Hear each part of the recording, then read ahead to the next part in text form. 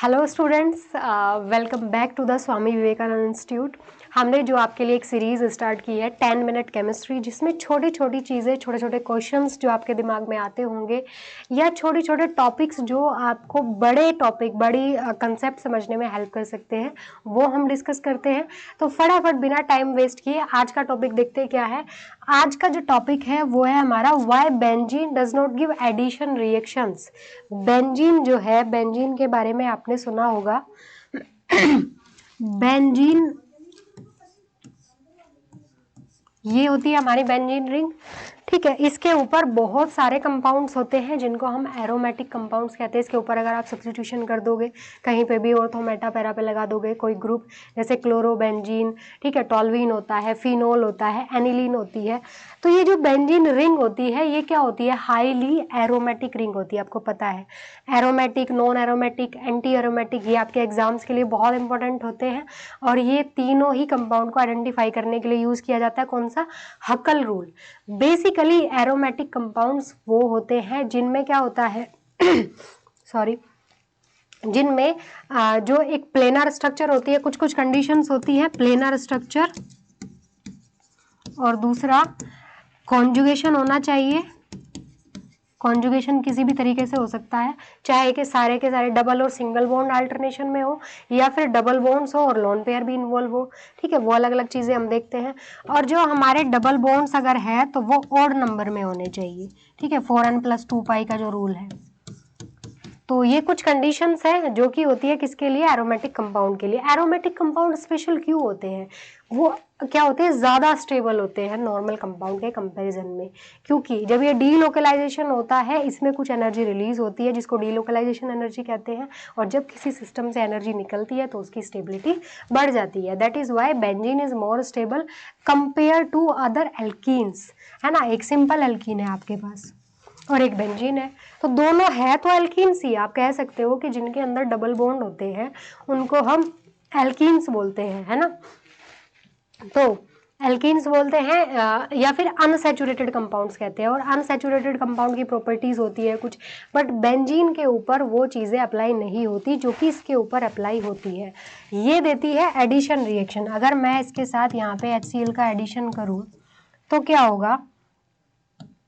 सबसे पहले क्या होगा? H जाके ऐड होगा कहाँ पे? इधर, यहाँ पे बनेगा कार्बोकैटायन। ये आपको पता है एडिशन रिएक्शंस होती है। एल्कीन जो है इलेक्ट्रोफिलिक एडिशन रिएक्शंस देती है। तो यहाँ पे H ऐड हो गया, यहाँ पे आपका प्लस चार्ज आ गया, कार्बोकैटायन बना, इसके बाद यहाँ पे Cl जुड़ जाएगा। तो ये हुई एडिशन रिएक्शन, डबल बॉन्ड से बन गया ये ClH। कुछ ऐड हुआ तो जितने भी हमारे अनसैचुरेटेड कंपाउंड्स होते हैं, चाहे वो डबल बॉन्ड वाले हो चाहे ट्रिपल बॉन्ड वाले हो, एडिशन रिएक्शंस देते हैं।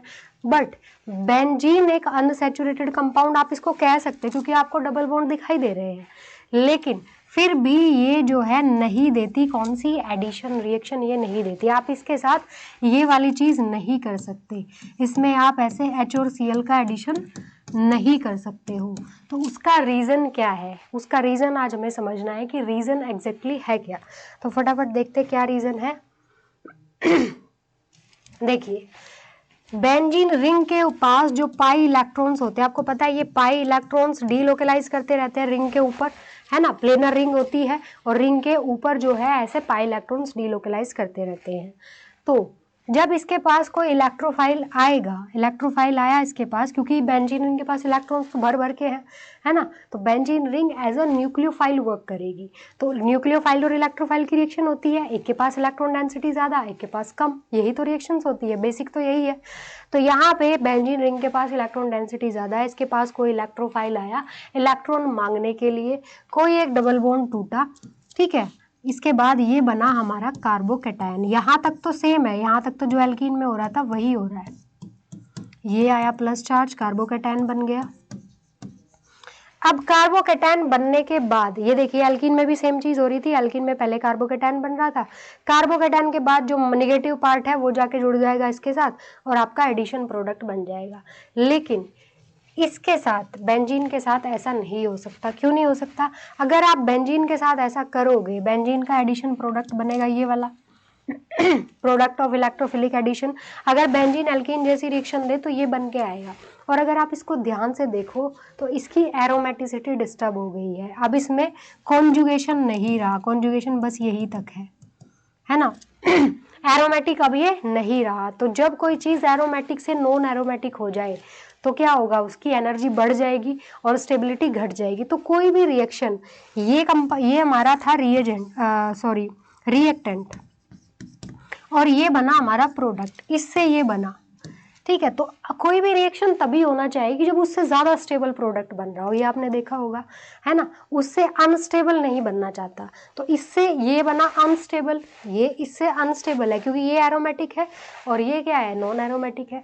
और एरोमेटिसिटी अगर कहीं पे डिस्टर्ब हो रही है तो वो रिएक्शन कभी भी नहीं होती। अगर एरोमेटिसिटी जनरेट हो रही हो तो वो रिएक्शन अपने आप से हो जाती है क्योंकि उसमें एनर्जी रिलीज होती है। तो ये जो है नॉन एरोमेटिक कंपाउंड बना, इसलिए ये नहीं बन सकता, इसीलिए एडिशन रिएक्शन नहीं होती। क्या होता है आगे जाके, ये जो आपका नेगेटिव पार्ट वाला होगा न्यूक्लियोफाइल या बेस, ये क्या करेगा, इस प्रोटॉन को यहाँ से निकाल लेगा और ये जाएगा बॉन्ड यहाँ, और वापस एरोमेटिसिटी रीजनरेट हो जाएगी और ये बनेगा हमारा प्रोडक्ट। वाई तो ऐड हुआ है बट किसको सब्स्टिट्यूट करके, H को सब्स्टिट्यूट करके। इलेक्ट्रोफाइल ऐड तो हुआ है बट सब्स्टिट्यूट करके। तो इस टाइप की रिएक्शंस को हम कहते हैं इलेक्ट्रोफिलिक सब्स्टिट्यूशन रिएक्शंस। ओके, तो नॉर्मल एल्कीन्स जो होती है जो नॉर्मल एल्कीन्स होती है वो हमारी देती है कौन सी reaction, electrophilic addition reactions.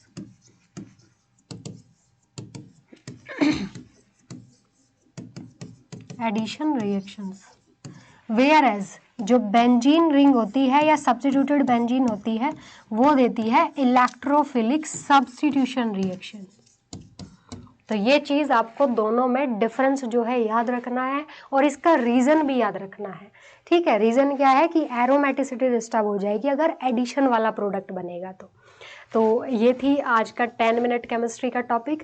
Thank you so much for watching us. मिलते हैं आपसे नेक्स्ट वीडियो में।